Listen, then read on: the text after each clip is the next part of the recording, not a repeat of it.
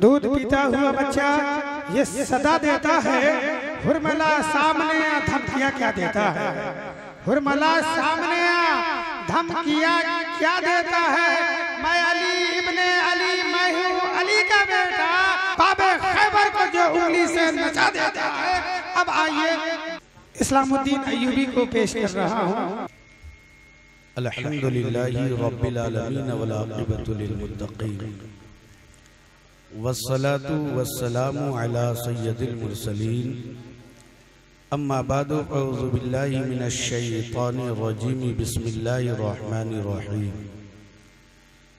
व अम्मा बिनिअमति रब्बिका फहद्दिस क़ाल नबी सल्लल्लाहु तआला अलैहि वसल्लम इन्नमल अअमालु बिन्नियात औ कमा क़ाल अलैहि सल्लतु वस्सलाम।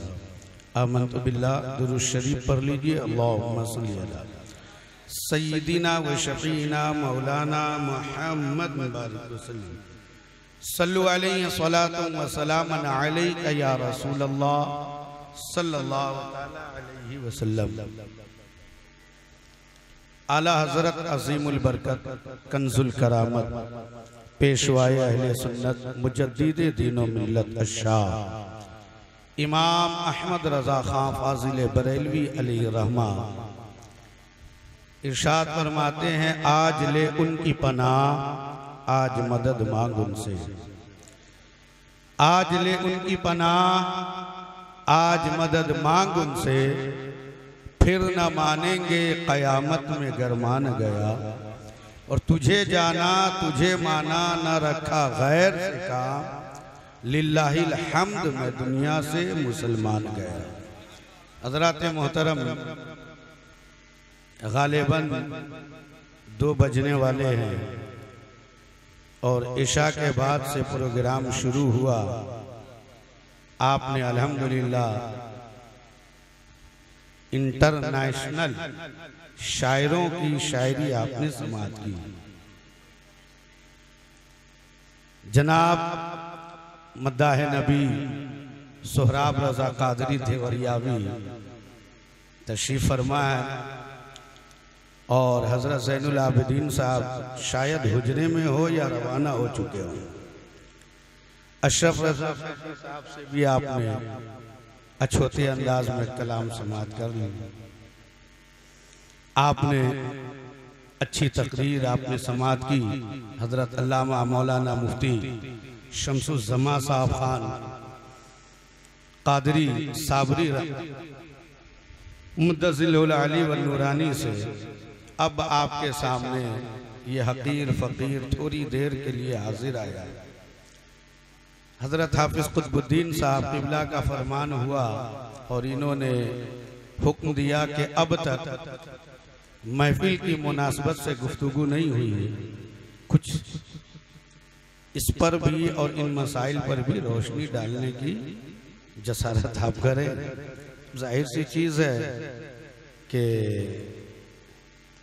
अपने बड़ों का एहतराम करना ही चाहिए और लाजिम भी है कि महफिल जिस मुनासबत से हो कुछ उस पर रोशनी डाली जाए। अल्लाह की बारगाह में दुआ है कि अल्लाह रब्बुल इज़्ज़त उस बच्चे और बच्ची को आफात अर्दी व समावी से महफूज मामून फरमाए और वालिदैन के लिए दिल का सुकून और उन बच्चे और बच्ची को अपने वालिदैन का फरमाबरदार बनाए। आमीन सुम्मा आमीन। हज़रत मोहतरम, अल्लाह का फरमान आलीशान है, व अम्मा बिनिअमति रब्बिका फहद्दिस, कि तुम अपने रब की नेमत का खूब चर्चा करो। और चर्चा हो रहा है बल्थी रसूलपुर से लेके पूरे मुजफ्फरपुर और उसके बाद यूपी और इस चैनल के जरिए पता नहीं कहां कहां हो। अल्लाह ने फरमाया कि तुम अपने रब की नेमत का खूब खूब चर्चा कर। अल्लाह ने नेमत अता की,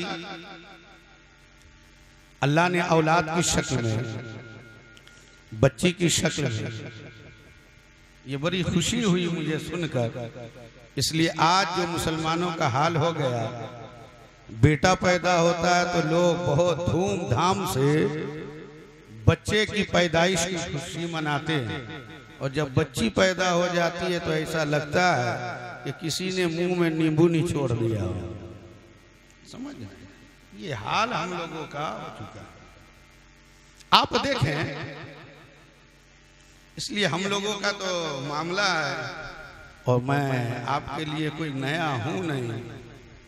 जो हमारे मेहमान हजरात थे उन्हें भरपूर वक्त दिया गया। अब इस वक्त मैं बैठा, इसके बाद शायद करम कर दे तो सोहराब भाई कहीं खड़े हो गए तो ये उनकी मेहरबानी, वरना अब हमारे बात कोई है ही नहीं। देख रहे हैं पीछे सब खाली, और अल्लाह का शुक्र है कि उलमा जो है स्टेज छोड़ के भाग गए, लेकिन मजमा नहीं भागा। ये अल्हम्दुलिल्लाह ये बड़ी मेहरबानी है आपकी, और ये मोहब्बत की दलील है। आप मुझसे मोहब्बत करते हैं, अल्हम्दुलिल्लाह मैं आपकी मोहब्बतों को सलाम करता हूँ। आप गौर करें कि अल्लाह का फरमान क्या है, वह अम्मा बिनेमती रब्बी का फहदीस, कि तुम अपने रब की नेमत का खूब चर्चा करो। तो मेरे भाइयों, बारहा हम लोगों का आना जाना रहता है, जलसे जुलूस में शिरकत होती रहती। एक जगह से मैं वापस आ रहा, किसी का नाम जाहिर नहीं करना चाहता, बस आप देख लो कि ज़हनियत क्या है। कि प्रोग्राम से जब लौट रहे थे तो अफजल मुजफ्फरपुरी, जिनका नाम आप भी अच्छी तरह से जानते हो, एक साहब मिले और कहने लगे, अरे इस्लामुद्दीन अय्यूबी साहब अस्सलाम वालेकुम। मैंने जवाब दिया, कहते कि हजरत गाड़ी से उतरिए। अरे आप तशरीफ तो लाए। हमने कहा कि जनाब खैर तो है, खैरियत? कहते कि आपको मालूम नहीं। हमने कहा कि ना, हमें तो कुछ मालूम। कहते मेरे घर बेटा पैदा हुआ। हमने कहा सुभान अल्लाह, बड़ी अच्छी बात है। अल्लाह रब्बुल इज्जत उस बच्चे की उम्र में, इल्म में, अमल में बरकत अता फरमाए, वो बच्चे को आपकी आंखों की ठंडक बनाए। मैंने दुआ की, और उसके बाद बेचारे ने बड़ी खिदमत उसने की, और मुकम्मल तौर पर जो हक होता हुआ अदा किया।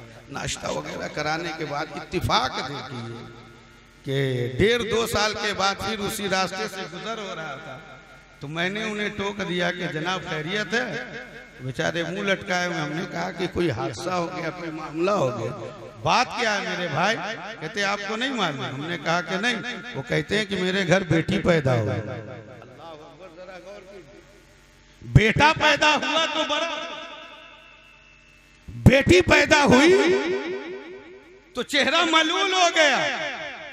मेरे भाइयों सुनो, मेरे आका सल्लल्लाहु अलैहि वसल्लम इरशाद फरमाते कि अल्लाह ने जिसे 3 बेटियां अता की, अगर वो अपनी बच्ची को रिज़्क़े हलाल खिलाए, रिज़्क़े हलाल, समझ रहे, रिज़्क़े हलाल खिलाए, उसे अच्छी तालीम दे, उसे अखलाक का जेवर पहनाए, और जब वो बालगा हो जाए, जब वो इस लायक हो जाए, तो किसी मुत्तकी परहेजगार नबी के वफादार शख्स से उसका निकाह कर दे, तो अल्लाह के हबीब फरमाते हैं कि ऐसा शख्स जन्नती होता है।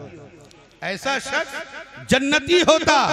जरा आप गौर करें, किसी सहाबी ने पूछा, या रसूल अल्लाह, जिसके पास 2 हो, आपने फरमाया कि अगर उस मेयार पे अमल करे वो भी जन्नती है। फिर पूछा गया, अगर किसी के पास 1 हो, आपने फरमाया वो भी जन्नती है। मेरे भाइयों जरा गौर करो कि मेरे आका सल्लल्लाहु अलैहि वसल्लम बच्चियों के बारे में बशारत दे रहे हैं, बच्चों के बारे में बशारत नहीं दे रहे हैं। आप जरा गौर करो। लेकिन आज हमने इस्लाम को समझा ही नहीं, आज हमने शरीयत पे अमल ही ना किया, इस्लाम के कानून को समझने की कोशिश ही ना की। आज मामला ये हो गया है। मेरे मोहतरम, फजीलत अपनी जगह पर हक है, और ये हमारे उलमा बयान करते हैं, इससे एक जर्रा बराबर भी इनकार की जसारत नहीं कर सकता। लेकिन जरा गौर करो कि दर्द दिल जो है लोग बयान करते ना, वो अजीब मामला और उसमें अजीब तासीर हुआ करती है।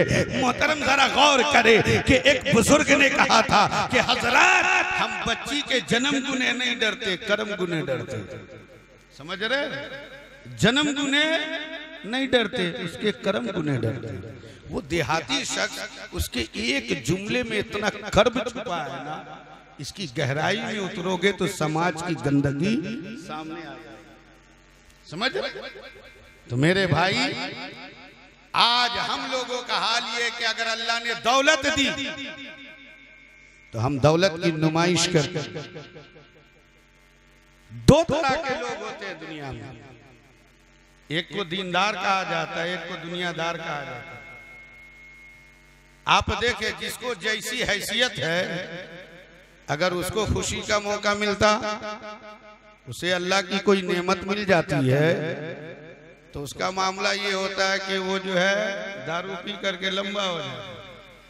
और अगर थोड़ा पैसे वाला तो कोई कव्वाली करवाता, और पैसा वाला है तो उसके आगे बहुत कुछ होता है, वो कहने की हिम्मत नहीं है, ये बज़्मे रस। समझ रहे? तो आप देखें कि दुनियादार है उसका मामला ये, लेकिन जो दीनदार है उसका मामला अलग होता।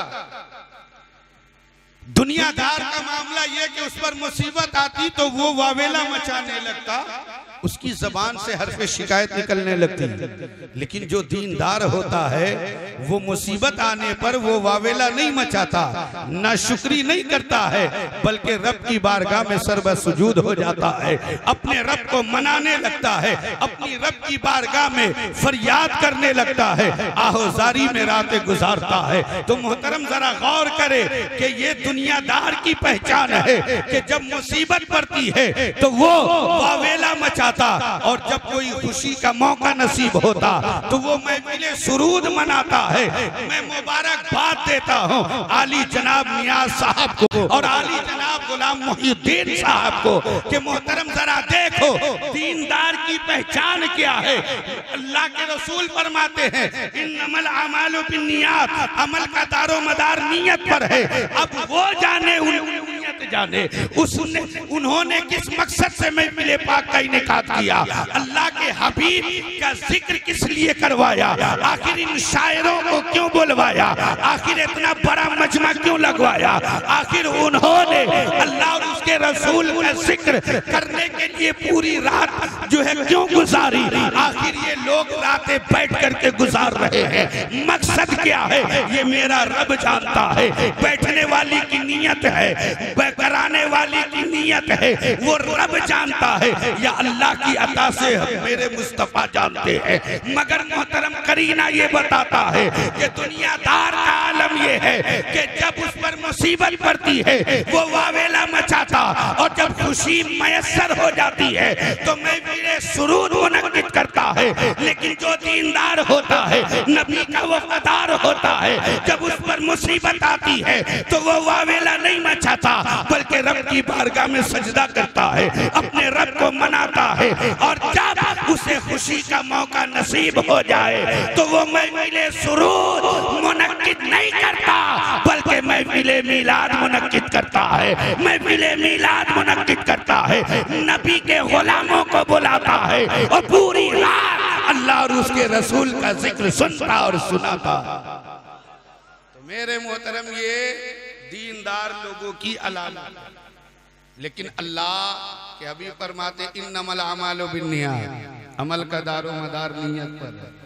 अब तो ये हर इंसान की नियत पर है कि उनकी नियत कैसी है ना। तो आप देखें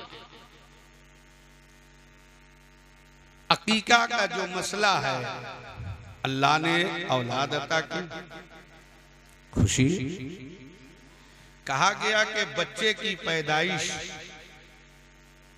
या बच्ची की पैदाइश के 7वें रोज अकीका करना चाहिए। और तरीका यह है कि उसके सर का बाल मूंढा जाए। अल्लाह ने वसअत दी है, दौलत दी है, सरमाया दिया है, तो उसके बाल के बराबर आप चांदी सोना खैरात करो। सोना चांदी खैरात करो, उसके सर पर जाफरान मल दो और उसके बाद उसी दिन उसका नाम रखो। मोहतरम आज लोगों का हाल ये है कि इनको लेटेस्ट नाम रखने की बीमारी है। लेटेस्ट नाम लोग नेट पर सर्च कर करके नाम रखते हैं। ऐसा नाम हो जो पूरे गांव में किसी का नाम ना है। हाँ, ऐसा नाम हो। अब लोग नाम के चक्कर में और लेटेस्ट के चक्कर में न्यू, बिल्कुल नया होना चाहिए। उसके चक्कर में ऐसा नाम रखते हैं जिसका कोई मफहूम ही नहीं, और नाम अपना असर, समझे, नाम के असरात मुरत्तब होते हैं।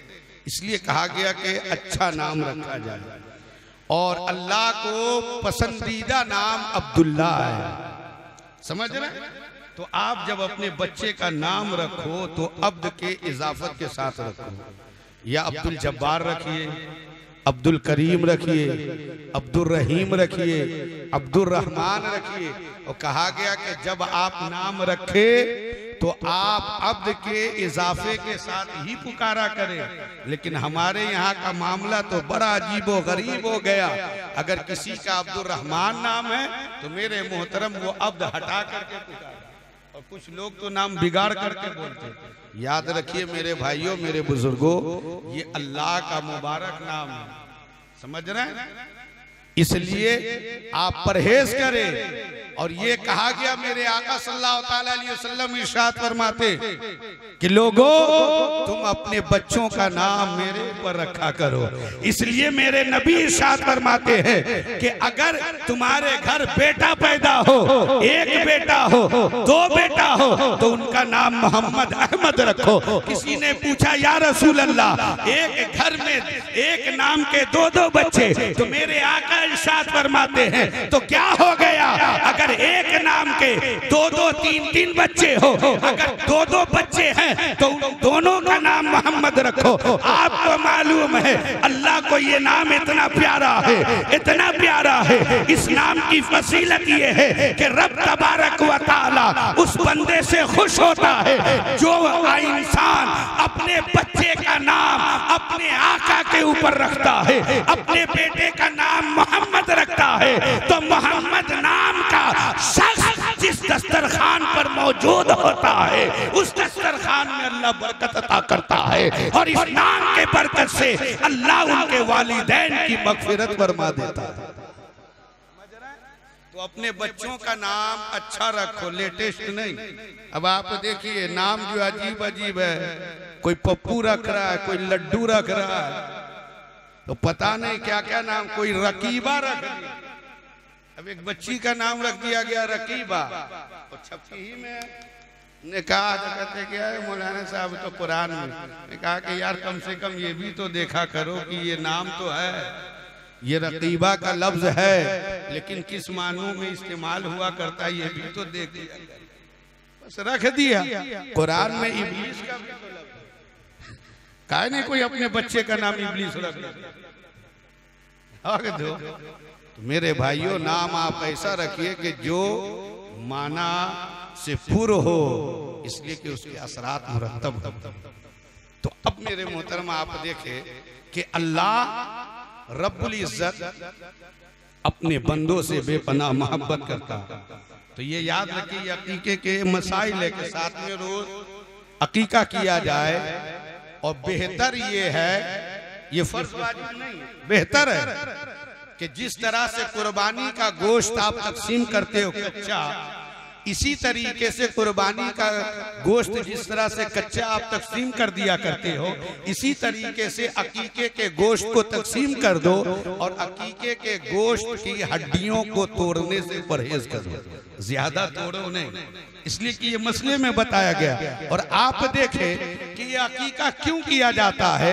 ये अकीका इसलिए किया जाता कि इसकी बरकत से अल्लाह रब्बुल इज्जत उस बच्चे और बच्ची को आफात अर्दी और समावी से महफूज फरमाए। आप देखें दुआ में क्या पढ़ते, व दमुहा बिदमिही व लहमुहा बिलहमिही व जिल्दुहा बिजिल्दिही व शाहरुहा बिशाहरिही व अज़मुहा बिअज़मिही। आखिर आपने कभी गौर किया, हम दुआ में यही तो पढ़ते हैं, ए मौला, अरे इसके खून के बदले मैंने इसका खून दिया, यानी मौला तूने मुझे बेटा अता किया तो उसके खून के बदले इसका खून, उसके बाल के एवज में इसके बाल, उसकी हड्डी के बदले में इसकी हड्डी है, मौला उसके गोश्त के बदले में इसके गोश्त है, उसकी जिल्द के बदले में इसकी जिल्द है। तो मोहतरम जरा गौर करो, जब हम शुक्राने के तौर पर जब हम अकीका करते हैं ना, तो अल्लाह रब्बुल इज्जत हमारे बच्चे को आफात से महफूज फरमा देता है और हमारा बच्चा हमारे लिए जो है नेकोकार भी बन जाता है, वफादार भी बन जाता है। समझ रहे?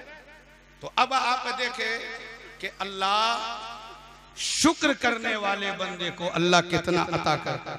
आपको मालूम है, मलकुल मौत सुनते ही रोंगटे खड़े हो, इसलिए ये रूह कब्ज करते हैं।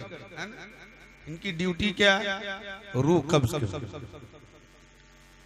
मलकुल मौत से अल्लाह रब्बुल इज्जत ने इरशाद फरमाया, रब ने पूछा कि आप ये बताओ कि कभी आपको रूह कब्ज करते हुए किसी पर तरस भी आया है?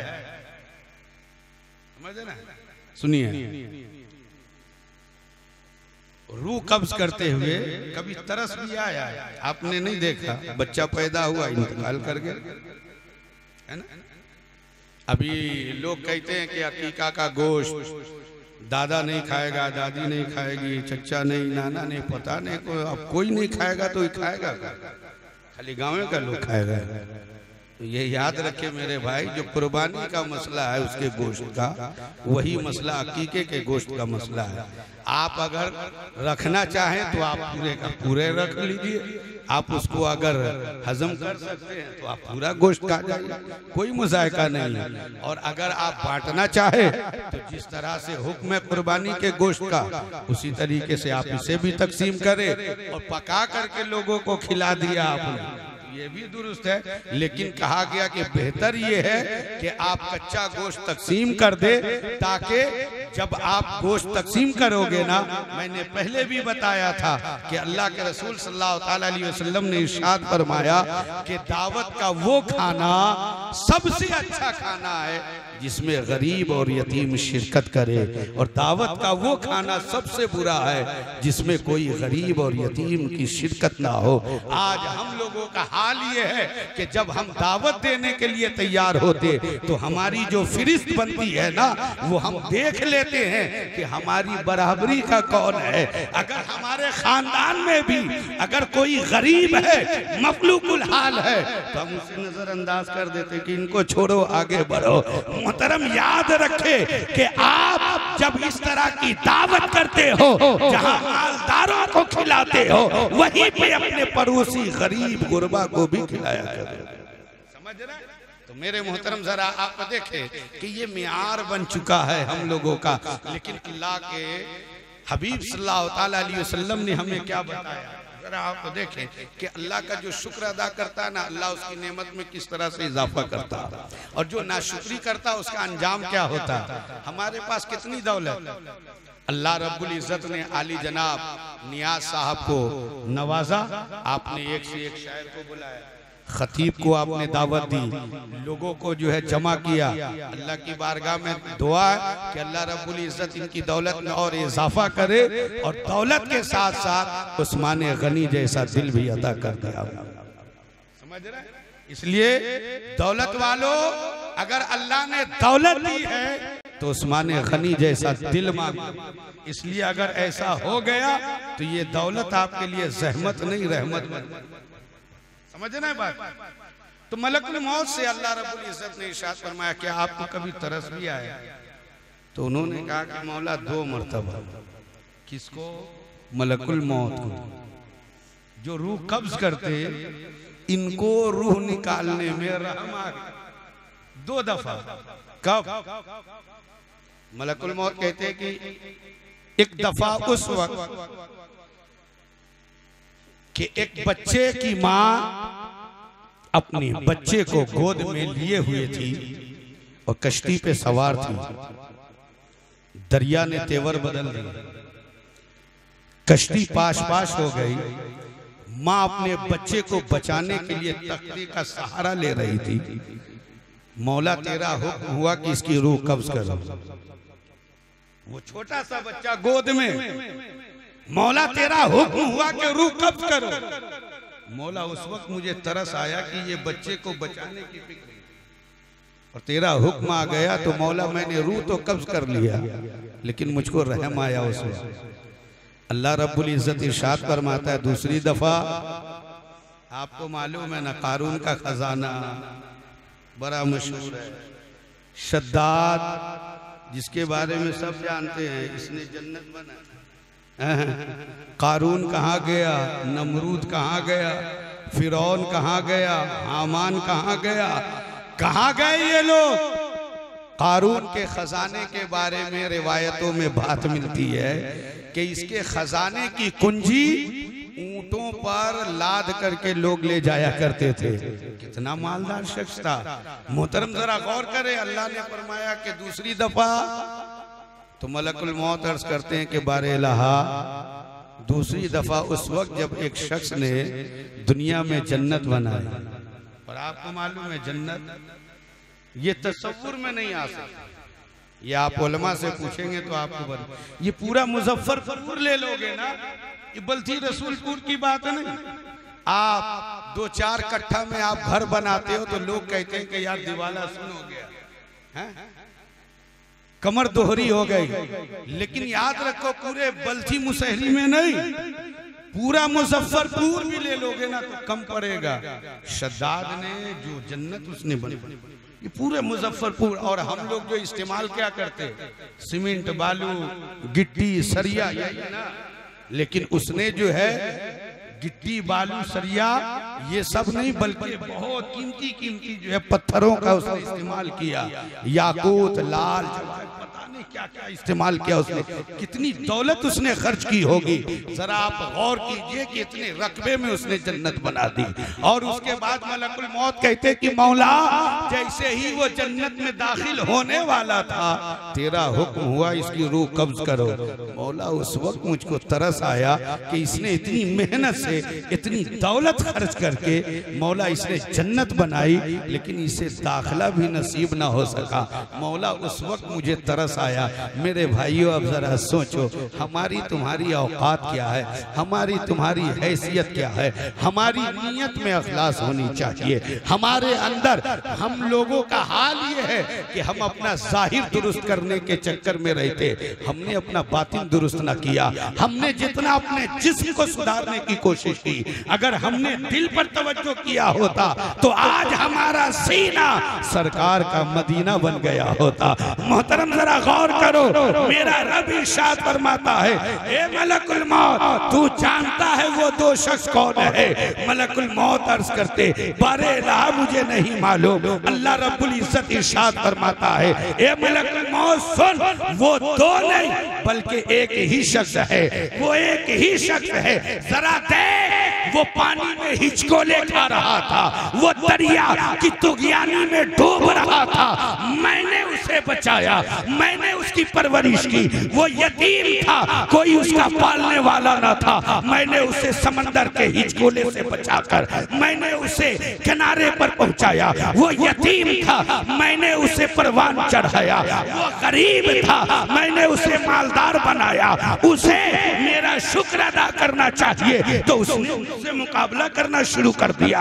वो मेरी बराबरी में खड़े होने की जसारत की। मोहतरम जरा गौर करो कि शद्दाद जन्नत बनाने की उसने कोशिश की थी। रब फरमाता है कि ये मेरे बराबरी करने की फिराक में था। तो जरा देख, अगर इसने मेरा शुक्र अदा किया होता तो मैं इसकी नेमतों में और इजाफा करता, मैं इसकी नेमतों में और इजाफा करता। लेकिन जरा गौर करो कि जो खुदा से टकराना चाहता है, जो खुदा से बराबरी करना चाहता है, जो खुदा की नेमतों की नाकदरी करता है, अल्लाह उसे कारून की तरह, उसे हामान की तरह, उसे शद्दाद की तरह, उसे फिरौन की तरह निस्त नाबूद कर देता है। पूरी दुनिया में हुकूमत करने वाला जो कहता था अना रब्बुकुमुल आला, मोहतरम जो लोगों को हुक्म देता था मुझे सजदा करो, आज फिरौन की लाश दर से इबरत बनी हुई है। आज फिरौन की लाश दर से इबरत बनी हुई है। कहाँ गया कारून का खजाना। तो मोहतरम ये याद रखो, अल्लाह ने तुम्हें बेशुमार नेमतें दी है, अल्लाह ने तुम्हें इतनी नेमतों से नवाजा है जिसका तुम शुमार नहीं कर सकते हो। तो अल्लाह फरमाता है कि जो नाकदरी करता है मैं उसे नीस्तो नाबूद कर देता हूँ, और जो मेरा शुक्र अदा करता है मैं उसे पूरी कायनात में इज्जत वाला बना देता हूँ। जरा देखो तो सही, हिंदुस्तान में जब गरीब नवाज आए थे तो ना तो अशरफियाँ थी, ना तो सोने की ईंटें थी, सिर्फ एक कुरान था, चंद मुरीद थे, लेकिन अल्लाह का शुक्र अदा करते थे। अल्लाह रब्बुल इज्जत की पाकीज़ की बयान किया करते थे, दीने मतीन की खिदमत किया करते थे, अल्लाह के हबीब के सच्चे आशिक थे। तो जरा देखो कि एक शद्दाद है, एक फिरौन है जो मिटा दिया गया, लेकिन मेरा ख्वाजा तन्हा हिंदुस्तान आए थे चंद मुरीदों के साथ। ना तो सोने चांदी है, ना हीरे जवाहरात है, लेकिन 800 साल से ज्यादा का अरसा हो गया है,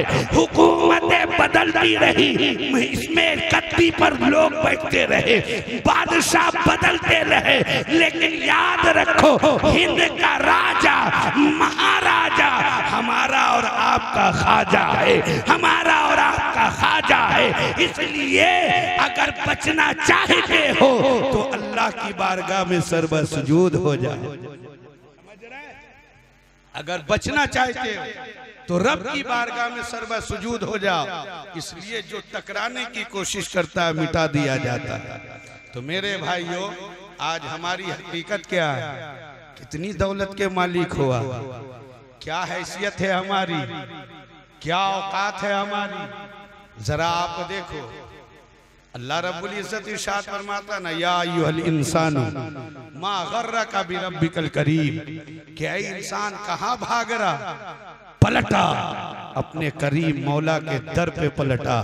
मोहतरम जरा आप देखें, ये आंख जो आप देख रहे ये ऑटोमेटिक सिस्टम है। अभी आंख खुली है, आप देखते नहीं 1 मिनट में कितनी दफा आप पलके झपकाते। किसी ने कहा कि एक बुजुर्ग निहायत ही बुजुर्ग हो गए और आलम ये हो गया कि उनकी पपनी जो है ना, ये भौं जो है लटक करके नीचे आ गई। मालदार तो थे ही, एक शख्स की ड्यूटी लगा दी गई कि उनके जो है इसको उठाया करते बार बार। किसी ने पूछा कि अच्छा ये बताइए आपकी ख्वाहिश क्या है, आपकी ख्वाहिश क्या है, आप क्या चाहते हैं, अगर आपको कुछ दिया जाए तो आप किस चीज की तलब करेंगे? तो बुजुर्ग कहते हैं कि काश मेरी आंखें खुद से खुल जाती, मैं ये ख्वाहिश करता हूं कि मेरी आंखें खुद से खुल जाती। वो कहते हैं कि अगर ऐसा हो जाए तो आप क्या अता करोगे? वो कहते हैं कि मैं अपनी सारी दौलत उसे दे दूं। अब जरा आप गौर करें कि आंख, ये जो सिस्टम अल्लाह रब्बुल इज्जत ने बना दिया ना, ये हमको एहसास ही नहीं होता कि कितनी बड़ी नेमत है। अगर ये बंद हो जाए तो फिर हम लोगों का हाल क्या होगा? मेरे भाइयों, उस वक्त से आप सुन रहे हैं और अल्हम्दुलिल्लाह दिन से ही लोग जो है दावत खा रहे हैं। कोई बकरा, कोई बड़े का गोश्त, कोई पुलाव, पता नहीं कबाब, क्या क्या जो है ना, हाँ, ये हम लोगों के लिए। लेकिन गोश्त ही था ना, उसी को जो है कबाब बना दो चाहे। तो मोहतरम आप गौर करें। अब मैं आपसे एक चीज पूछना चाहता हूँ, हमारे जितने उलमा हैं सारे लोग यही पैगाम दे रहे थे ना, मैं आपसे पूछना चाहता हूँ कि फजर से लेकर अब तक कई वक्त की नमाज पढ़ी। ये इतना बड़ा मजमा, इतने लोग, कितने लोग ईशा की नमाज पढ़ गए? प्रोग्राम करने का मकसद ये नहीं होता है, प्रोग्राम करने का मकसद ये नहीं होता कि नारा लगाएं। आप याद रखें मेरे भाई, ये हमारे सोराब रजा साहब पीछे से पुष्प पनाही कर रहे, दुआ से नवाज रहे। देखिए शायरी जो है ना चटनी की तरह, और तकरीर सूखी रोटी की तरह। रोटी देख रहे हैं, रोटी में जायका नहीं है, चटनी में जायका है। लेकिन आप बताओ चटनी खाओगे? बहुत ज्यादा पेटू आदमी होते एक कटोरी खा ले, लेकिन आज खा लिया तो कल उसका दिवाला सुन होना ही। चटनी से आपकी भूख मिटेगी नहीं, समझ रहे? चटनी से भूख नहीं मिटेगी। आप सिर्फ वो जायका है, आप जो है मुंह का जायका बदल सकते, लेकिन याद रखिए कि अगर रोटी है और उसे आप चबा चबा करके खा लोगे ना, तो आप एक दिन खाओ, 2 दिन खाओ, जिंदगी भर खाते रहो, ये आपकी भूख भी मिटाती रहेगी और आपकी सेहत भी बनाती रहेगी। तो मेरे मोहतरम तकरीर का यही मामला होता कि अल्फाज तो कड़वे हुआ करते, ये जो जुमले होते ना ये कड़वे हैं, लेकिन जब इसकी गहराई में आप उतरोगे और इस पर अमल करोगे तो हमारा और आपका ही फायदा है। ये हमारे उलमा हमारे ही भले के लिए कहते हैं, समझ रहे? तो आप जरा देखें कि आज हमने बेहतरीन जायकेदार खाना खाया। अल्लाह रब्बुल इज्जत ने किस चीज की कमी? अल्लाह फरमाता है ना कि तुम अपने रब की नेमत का खूब चर्चा करो। अल्लाह ने बेहतरीन लिबास दिया पहनने के लिए, बेहतरीन सवारी दी चढ़ने के लिए, बेहतरीन गिज़ा दिया खाने के लिए, बेहतरीन मकान दिया रहने के लिए मोहतरम। लेकिन उसके बावजूद हमारा मामला ये है कि एक वक्त की नमाज नहीं पढ़ते, एक वक्त की नमाज नहीं पढ़ते। जुमा के दिन पहुंचेंगे 2 रकात नमाज पढ़ेंगे, ऐसे भागेंगे मस्जिद से जैसे लगता है तिहाड़ जेल से मुजरिम रिहा हुआ, ऐसे भागेंगे, भगदड़ मच जाएगा। लेकिन मेरे मोहतरम जरा देखें, पूरी रात आपने गुजार दी। बस ये आखिरी पैगाम, इसलिए कहते हैं ना तूफाने नूह लाने से ऐ चश्म क्या फायदा, 2 अश्क ही काफी है अगर कुछ असर करे। हजरते हातम की बारगाह में एक अमीर कबीर शख्स पहुंचा। ये अल्लाह के वली है, अपने वक्त के कुतुब। एक शख्स पहुंचा, बड़ा अमीर कबीर शख्स था। उसने कहा कि हुजूर हमारी दावत कबूल कर लेंगे? आपने फरमाया कि तेरी दावत कबूल नहीं करता। बड़ा होशियार था, उसने कहा कि हुजूर दावत कबूल कर लीजिए इसलिए कि मेरे नबी की सुन्नत है। आपने फरमाया कि अच्छा, लेकिन मेरी 3 शराइत है, इन शर्तों को मान लो तो तुम्हारी दावत कबूल कर लूंगा। उसने कहा कि आखिर वो शर्त कौन सी है बताइए। आपने फरमाया कि मैं जहां बैठूंगा मना नहीं करूंगा, समझ रहे? ने फरमाया कि जो खाऊंगा तुम नहीं रोकोगे। फिर उसके बाद फरमाया कि मैं जो कहूंगा उस पर अमल करोगे। तो सोचता है कि हजरत जहां बैठने के लिए कह रहे तो कहाँ बैठेंगे? अभी आप देखें कि कुर्सियां लगी हुई है, हमारे शोरा हजरात और जो हमारे उलमा है और नकीब साहब तो फरार हो गए, बार बार बुला रहे थे। अब हमको बुला करके सोचे कि अब तो आखिरी करिए, अब हम भी खिसक ले, है ना? हाँ माशाल्लाह, सदरे माशाल्लाह।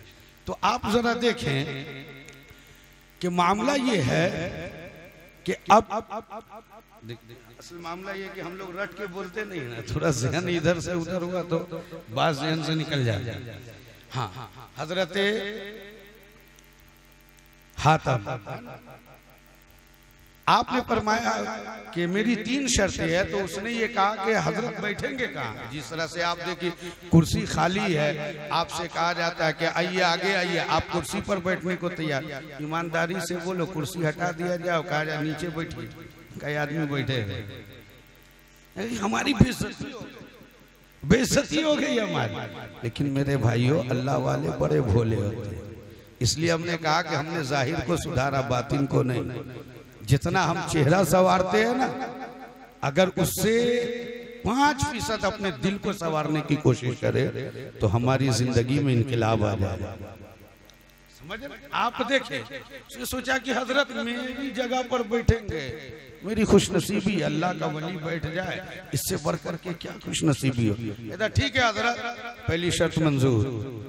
फिर उसके बाद जब दूसरी शर्त कहते हैं कि जो खाऊंगा मना नहीं करोगे, तो दिल में सोचता है कि दुनिया में जितनी नेमतें हम अपने दस्तरखान पे बिछा देंगे।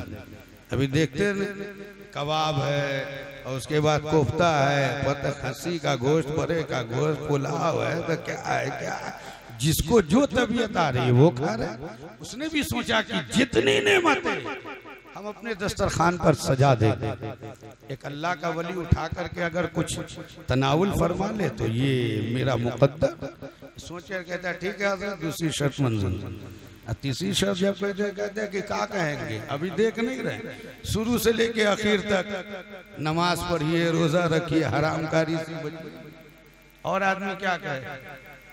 तो उसने भी कहा कि हजरत यही तो कहेंगे। देखो मेरे भाइयों, मेरे जैसा मौलवी पूरी जिंदगी तकरीर करता रहे ना, वो फर्क नहीं पड़ता जो अल्लाह वालों की एक नजर से फर्क पड़ता है।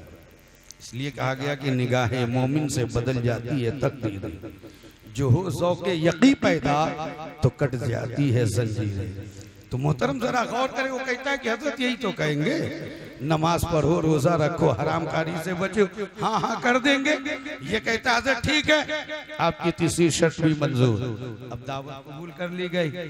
वक्त मुकर्ररा पर सारे लोग पहुंच गए।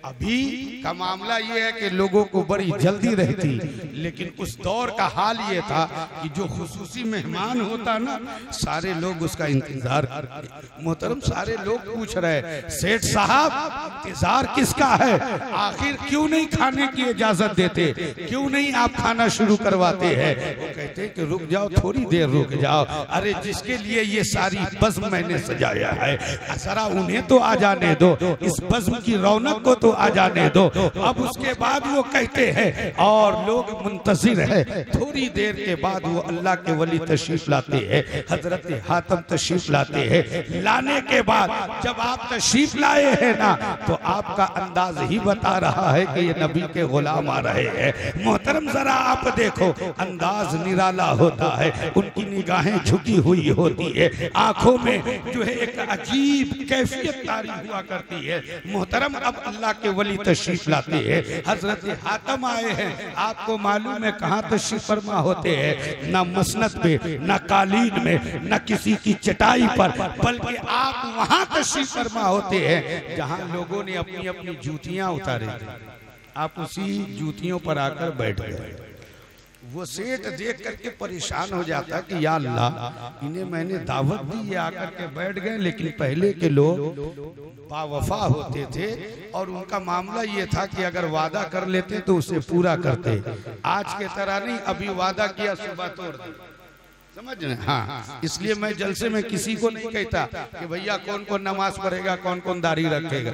अभी तो कहोगे, और फिर उसके बाद सवेरे वही बदकारी करते रहोगे, वही गुनाह करोगे, तो आप डबल मुजरिम हो गए। नमाज नहीं पढ़ते ये तो है ही हो, और वादा खिलाफी कर रहे हो, ये दूसरा गुनाह है। समझ रहे?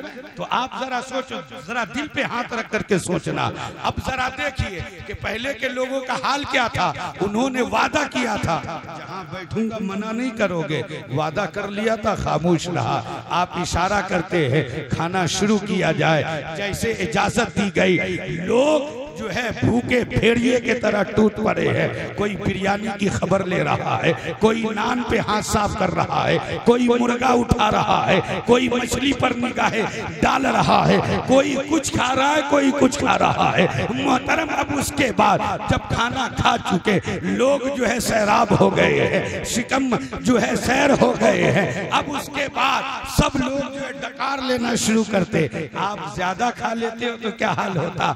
आज लोगों का हाल ये है कि लोग तकब्बुर की बुनियाद पर, गुरूर और घमंड में चूर हो करके वो डकार लेते हैं। मेरे भाइयों उलमा से पूछो, आपको बताएंगे, जो तकब्बुर की बुनियाद पर जो डकार लेता है, जिसकी आवाज जितनी बुलंद होगी महशर में वो उतना ही ज्यादा प्यासा होगा। मेरे मोहतरम जरा गौर करो, अपनी आवाज को पस्त करो। गुरूर और तकब्बुर में डूब करके जिंदगी ना जियो, बल्कि आजिज़ी और इनकिसारी इख्तियार करो। आप तकवा इख्तियार करो। मोहतरम जरा गौर करें, सारे लोग खाने से फारिग हो गए, वो अल्लाह के वली अपनी झोली से सूखी हुई रोटी का टुकड़ा निकालते हैं, उसे चबा चबा करके खाने लगते। वो सेठ बड़ा परेशान होता है, दिल में सोचता है कि या अल्लाह ये मैंने क्या कर दिया, मैंने तो दावत दी थी कि हजरत मेरे घर तशरीफ लाते, लेकिन बैठे हैं तो लोगों की जूतियों पर बैठे हैं, खा रहे हैं तो अपनी झोली से रोटी निकाल कर खा रहे। अब वो सोच करके शर्मिंदा है, लेकिन जब सारे लोग खाना खा चुके, वो अल्लाह के वली उठते हैं। उठने के बाद तंदूर के पास आते हैं, बावर्ची से कहते कि तंदूर पर तवा को पलट दो। अब तवा को पलट दिया गया है। जैसे ही तवा को पलटा गया, आप नंगे पांव उस तवे पर खड़े हो जाते हैं, और खड़े होने के बाद आप आवाज देते हैं, ऐ लोगों मेरी जानिब तको, मेरी जानिब। मेरे मोहतरम, जो लोग खा करके बदमस्त हाथी के तरह झूम रहे थे, हजरत हातिम को देख करके मोहतरम उनके जो है किक्की बन जाती है, लोग जो है शिशेदर रह जाते हैं। आप फरमाते हैं, ए लोगों, आज तुमने अल्लाह की दी हुई नेमत में से तुमने बिरयानी को खाया है, तुमने रोटी खाई है, तुमने मछली खाया है। आओ बारी बारी से, ए बिरयानी खाने वालों, ए कोरमा खाने वालों, ए मुर्गा खाने वालों, ए नान पुलाव खाने वालों, आओ इस चलते हुए तवे पर चढ़ करके हिसाब दो। मैंने सूखी हुई रोटी का टुकड़ा खाया है, मैं अपने रब को इस चलते हुए तवे पर खड़े होकर हिसाब दे रहा हूँ। मुर्गा खाने वालों, आओ इस चलते हुए तवे पर खड़े होकर के हिसाब दो।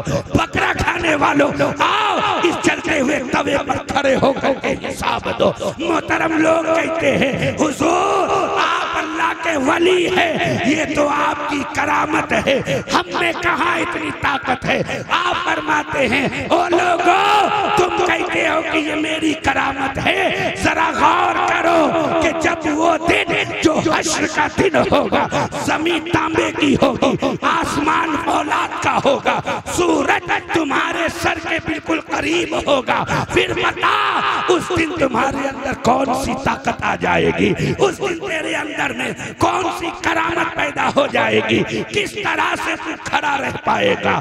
लोगों के आंखों से आंसू जारी हो गए। लोग कहने लगे कि आप अल्लाह के वली हैं, बताए आखिर हम क्या करें। तो आप कहते हैं, ए लोगों, अगर बचना चाहते हो तो निदामत के आंसू बहाओ, निदामत के आंसू बहाओ, रब की बारगाह में तौबा इस्तिगफार करो, गुनाहों से बचो। इसलिए कि मोमिन जब निदामत के आंसू बहाता है तो मोमिन की आंखों का पानी, इसमें इतनी ताकत है कि ये जहन्नम के शोलों को बुझा दिया। तो मेरे मुहतरम, इसलिए रब की बारगाह में तौबा करो। समझ रहे, नामो नमूद से बचिए, तकवा इख्तियार कीजिए, जो काम कीजिए अल्लाह के लिए कीजिए।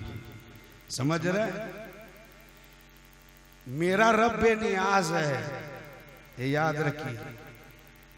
शायरों की शायरी, खतीबों की खिताबत, मुदर्रिसों की तदरीस, नकीबों की नकाबत, ये सब धरी की धरी रह जाए।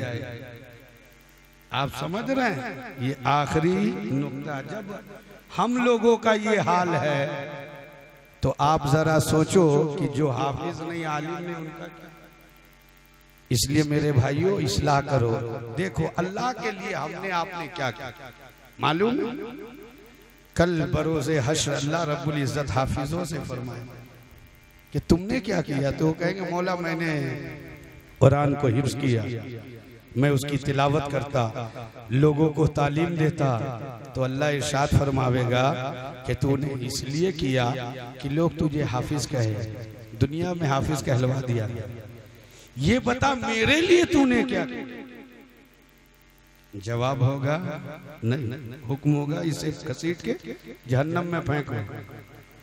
हाफिज का जब ये हाल, आलिमों का यही मामला, मुफ्तियों का यही मामला शायरों का यही हाल होगा, खतीबों का यही हाल होगा। अल्लाह कुरान में फरमाता ना, या अय्युहल्लज़ीना आमनू लिमा तक़ूलूना मा ला तफ़अलून, कि ऐ ईमान वालों वो बातें क्यों कहते हो जिस पर खुद तुम्हारा अमल नहीं है। समझ रहे? तो इसलिए जरा गौर करें कि हाजी जब रब की बारगाह में कहेगा कि मौला मैंने तेरे घर का तवाफ किया, मैंने सफा मरवा के चक्कर काटे, मैंने हज किया, अल्लाह फरमावेगा तूने इसलिए हज किया कि लोग तुझे हाजी कहे, कहलवा दिया गया। मेरे लिए तूने क्या किया, मेरे लिए तूने क्या किया? तो मेरे भाई समझ लो, बस इसी पे अगर मैं इसको फैलाना चाहूं तो बहुत फैला। 2 जुमले में आप समझ लीजिए, आप कोई भी काम करते हो तो आप ये समझ लो कि आपकी नीयत, मेरे नबी ने क्या इरशाद फरमाया, इन्नमल आमालु बिन्नियात, कि अमल का दारो मदार नीयत पर है। आपकी नीयत कैसी है ये आप जानते हो या आपका रब जानता है। तो कल बरोज़े हश्र रब फरमावेगा कि मेरे लिए तूने क्या किया। तो ए बल्कि रसूलपुर के मुसलमानों, अगर आपके दिल को मेरी बात लगती हो और ये इतना बड़ा मजमा, ये इतने लोग, ये इतने उलमा को जो दावत दी गई, ये सारे गवाह हो जाएंगे।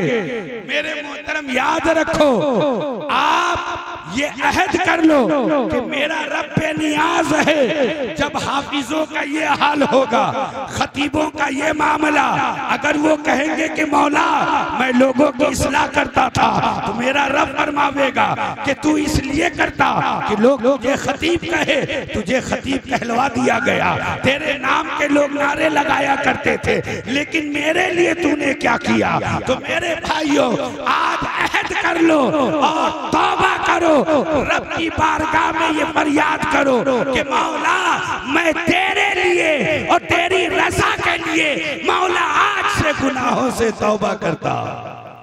मेरे मोहतरम, अगर आपने ये कर लिया और सिद्ध दिल से आपने तौबा कर लिया ना, तो आपका रब जानता है, बताने की जरूरत नहीं है ना। क्या आली जनाब नियाज साहब के घर जो प्रोग्राम हुआ, तो मौला मैंने सिद्ध दिल से तेरे लिए, तेरी रजा चाहने के लिए मौला मैंने सिद्ध दिल से तौबा किया था। तो अल्लाह रब्बुल इज्जत के लिए हम तौबा करें और गुनाहों से बचे, उसकी बारगाह में सरबत सुजूद हो। इसी में कामयाबी है, इसी में फलाह है। अल्लाह रब्बुल इज्जत हम सबको अपने हबीब के सदक़े तुफ़ैल में गुनाहों से नफरत और नेकियों से मोहब्बत दे दे। हम सबका खात्मा बिल खैर फरमाए और इस महफिल पाक को अल्लाह रब्बुल इज्जत कबूल फरमाए। हम सबका यहाँ यकजा होना कबूल फरमाए और जिस मकसद के तहत इस महफिल पाक का इनेकाद किया गया, अल्लाह रब्बुल इज्जत उन मकासिद में कामयाबी और कामरानी अता फरमाए। आमीन सुम्मा आमीन।